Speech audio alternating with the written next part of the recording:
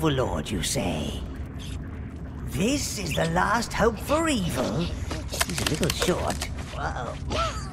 Not long after ransacking consoles and the PC in 2007, the Dark One and his underlings are back to stir up more trouble with Overlord 2. With more magic, minions, and maidens than ever before, this twisted fantasy sequel is looking to extend its conquests into a new age. But will would-be thralls find themselves willing to bow down to this uniquely dark fairy tale once again? We don't take kindly to your type here. You just make trouble. Come on, Petunia, let's leave this riffraff.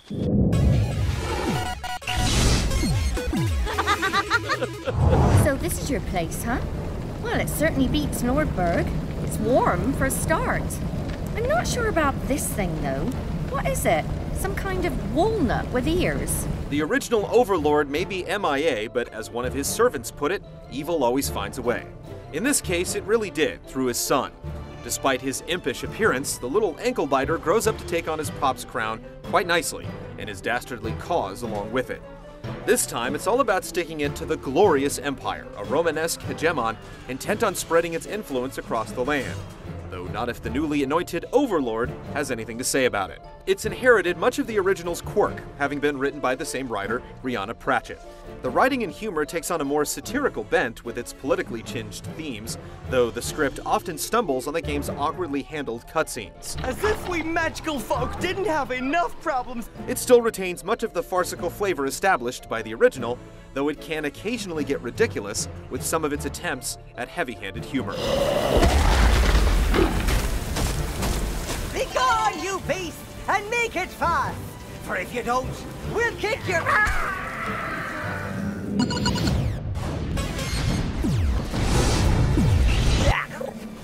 Fluffy rats! See? Poor fishy! Oh, die, sweaty furball! Overlord 2 presents you with the familiar scenario of taking up the rings of the titular anti-hero.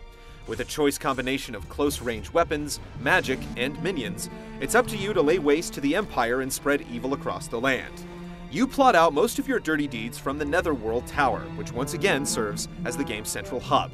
There you can sift through quests, organize your personal armaments, and even tidy up the place with a few upgrades.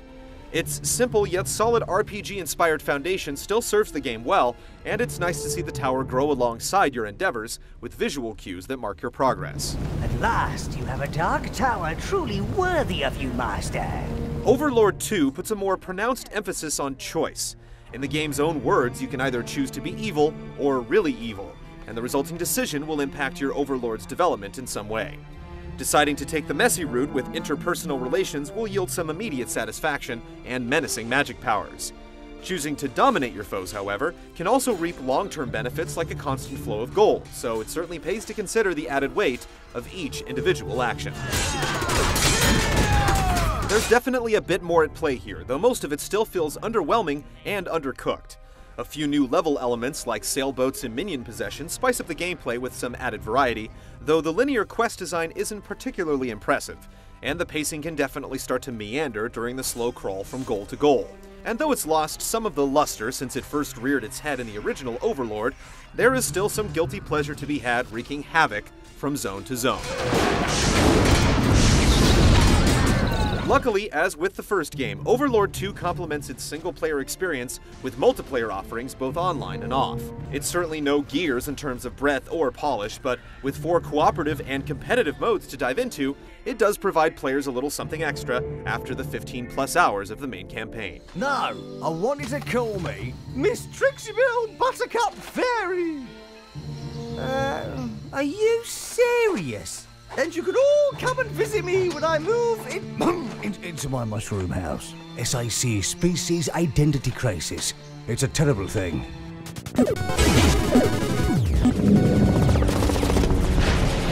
Not exactly what I had in mind for a white knight, but you certainly fill your armor very well. At face value, Overlord 2 looks and plays like your typical fantasy adventure game. But what sets the series apart are its Pikmin-style minions, which remain the focus in the sequel. Browns, as they're affectionately called, are your basic melee fighters, while reds sling fire from afar, greens sneak up on enemies, and blues revive fallen friends. Outside of battle, these minions also play into several of the game's strategic elements. For instance, reds can walk through fire, We burn for the master! and blues can swim. They still function primarily as battle fodder and puzzle solvers, though now they're also able to mount up on woodland creatures like wolves and spiders to traverse various environmental obstacles and get the jump on enemies. On top of that, certain junctions of the game also allow minions to don disguises, arm wooden war machines, and even man boats to set sail on the open sea. Row till your scales bleed! The idea is nothing new at this point, but Overlord 2's updated take on the series' minion-centric system is what gives the game much of its charm. However, there are still a few issues that persist. Minion controls are now tied to camera controls, which, at its best, works just as well as you'd expect. The setup isn't foolproof, however, and it can often be difficult to find the right angle in cramped situations. Minion AI seems to have improved from the original, though your squirrely squires aren't impervious to the occasional hiccup and targeting glitch, making it sometimes difficult to parse through the chaos on the battlefield. There are a few moments that make you feel as if it's luck over strategic acuity that's determining the outcome, which makes you feel like less of an overlord. It's by no means perfect, but through bolstered mechanics and greater minion usability outside of combat, Overlord 2 manages to add a moderate amount of depth to the formula. It doesn't quite achieve the strategic richness of a great dungeon crawler, or the relentless momentum of an awesome action-adventure game, but it does succeed in playing to its strengths, and provides something different from the norm. Look at all that evil energy surging into you, Lord. I don't quite know what spell it's unlocked within you, sire. If you run into some townsfolk, do feel free to use them as test subjects.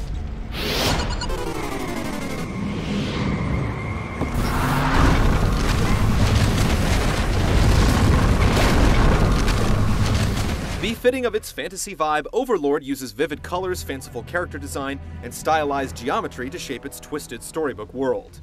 There are some noticeable cues from Fable, especially in the snowy starter town of Nordberg, but its dark sense of humor is all its own, coming out prominently in the game's colorful voice acting. Ooh, that Faye's a nice-looking wench. Pity she's a fairy. Some graphical aspects are off-putting, however. Character animations during cutscenes are inert, and some designs border a bit on the gratuitous and disturbing. Frame rates can also drop well below today's status quo.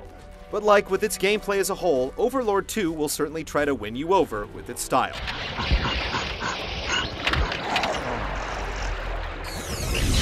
Come over here, men! Let's see how you lily-livered loungers stand up to a guard catch. Though it doesn't quite have the wile to ascend to AAA status, Overlord 2 whips its subjects into shape with general gameplay improvements and its trademark sense of humor. It isn't quite King of the Hill just yet, but if you're looking for an enjoyable, albeit predictable, vent for your evil emotions, then this could be a decent option. Time to bring back the black. Those the minions of war. Because evil always finds a way.